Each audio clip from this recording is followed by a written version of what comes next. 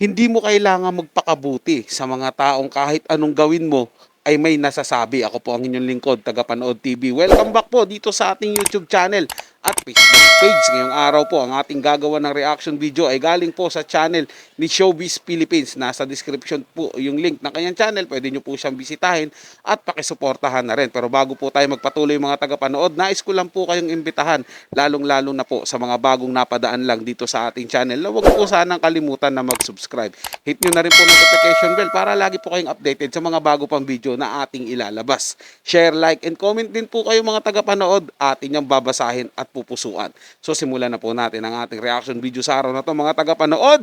Let's do this!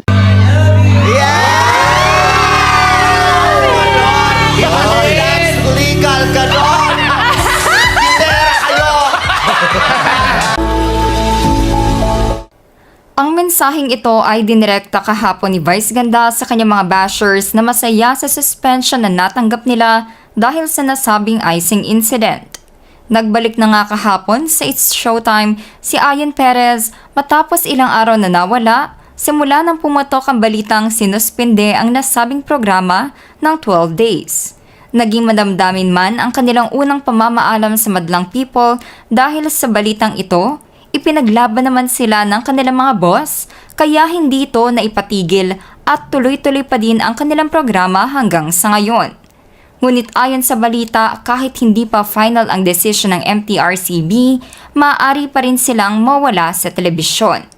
Ngayon naman Thursday, September 7, ay makikitang absent at wala si Vice Ganda at Ayan Perez sa show na ito.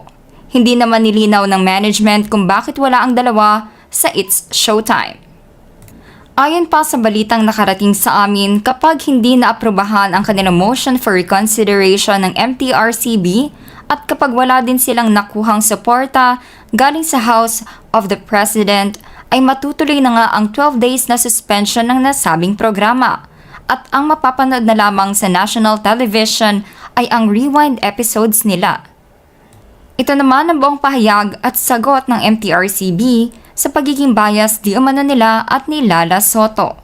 Ang sa akin lang po dito mga tagapanood, no, kahit hindi naman po siguro si Ma'am Lala ang nakaupong chairperson diyan sa MTRCB, ganun pa rin po siguro magiging desisyon mga tagapanood. Sila lang po yung mabibigyan ng suspension. Sila lang po yung mapapatawan ng 12 days suspension yung Showtime po dahil sa ginawa ng icing incident po nila Ayan Perez at saka ni Vice Ganda.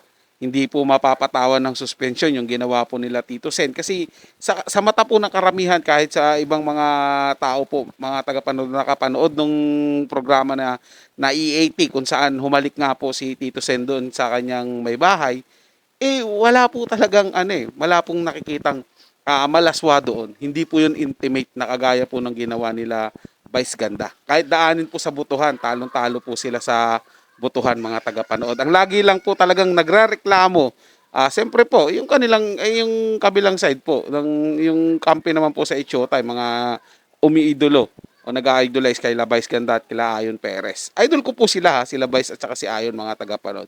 Kaso nga lang po, hindi ko po talaga nagustuhan yung kanilang ginawa dahil sa harapan po ng bata. Napaka-intimate po talaga mga tagapanood at talagang kitang-kita mo yung pagnanasa. Andun yung pagnanasa mga tagapanood. Plus the fact na dito po sa ating bansa, sa bansang Pilipinas, ay hindi pa naman po ganun katanggap yung pagkakaroon ng mag-asawa na same, na parehos na kasarian mga tagapanood. Kaya doon po sila mas lalong nabubutasan. So sana po talaga, to, 'di ba? Sabi naman po nila, mababait sila. Di sana po pinakita na lang nila yung kabaitan nila. Sumunod po sila at tanggapin po kung ano man yung kaparusahan na ipapataw po sa kanila ng MTRCB.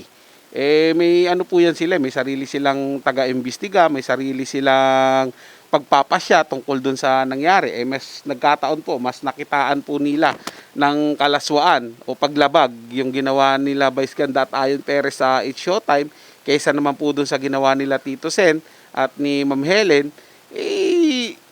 tatanggapin po nila yung magiging resulta at kaparusahan na ibibigay ng MTRCB. Di ba? Ganun po dapat talaga mga tagapanood. Kasi kiniklaim nga po nila, pinoportray po nila dyan sa television na mababait po silang mga tao. At hindi po kinainggitan yung pagmamahala nila Vice Ganda at Ayon Perez. Kaya po sila inire-report ng todo-todo doon sa kalaswaan nila. Nagkataon lang po talaga na medyo hindi po talaga kaaya-aya yung kanilang ginawa sa harapan po ng bata. Pero yung sabihin pong nainggit sa relasyon nila, sa pagmamahalan nila, hindi po. Marami nga pong pumapabor at bumoboto po sa kanilang pag-iibigan mga tagapanood, di ba? Pero yung gagawa po kayo ng hindi kaaya-aya sa telebisyon at sa harapan pa ng mga tao, eh talaga pong marami pong sita sa kanila. Dahil mga sikat po sila, mga celebrity sila eh. Di po ba? Sila po yung baka sila yung modelo, ganyan, huwaran sa telebisyon. Mamaya magaya ng mga ibang kabataan, gawin din po yung kanilang mga ginagawa sa harapan ng mga kabataan, di ba? Parang mag-iinganyo ka pa na gumawa ng kalaswaan. Parang ganun po ang dating sa iba mga tagapanood eh. Official statement of MTRCB. The Movie and Television Review and Classification Board, MTRCB, reassures the public that it will continue to uphold due process and fairness in the discharge of its regulatory mandate and quasi-judicial function as provided by law. In each adjudication proceeding, the board ensures that respondents are accorded due process and exercise their right to a fair trial.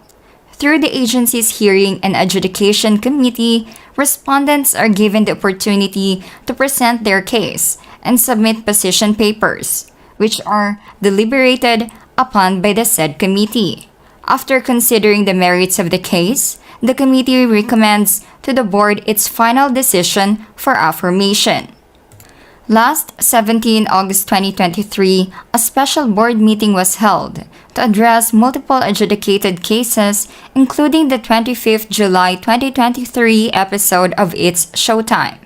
On 29 August 2023, during its regular board meeting, the board unanimously voted on the suspension of the said program. This decision was made with careful consideration of prior warnings and offenses associated with the show.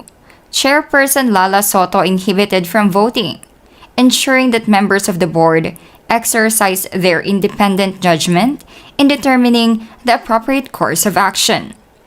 Despite the imposition of the penalty, respondents have the right to file motion for reconsideration, or MR, within 15 days after receipt of the decision. Should the respondents find the board decision on the MR unfavorable, they may choose to appeal to the Office of the President within 15 days from the receipt of the decision on the MR.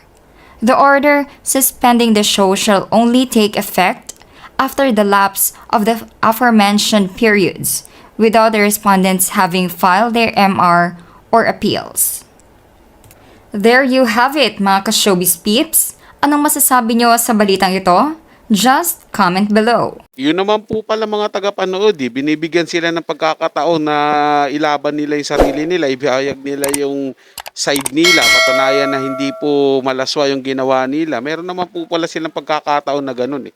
Di ba po? Nagkataon po siguro talaga, hindi po matibay yung kanilang pinresentang mga ebidensya o pagpapaliwanag na hindi po kabastusan o wala pong kahalayan dun sa ginawa po nilang eating ba yun na ginawa po nila Vice at Ayon doon sa programa po nila, doon sa segment nilang Isip Bata. Kaharap pa po yung mga bata. Kaya po siguro naglabas po ng desisyon na 12 days suspension.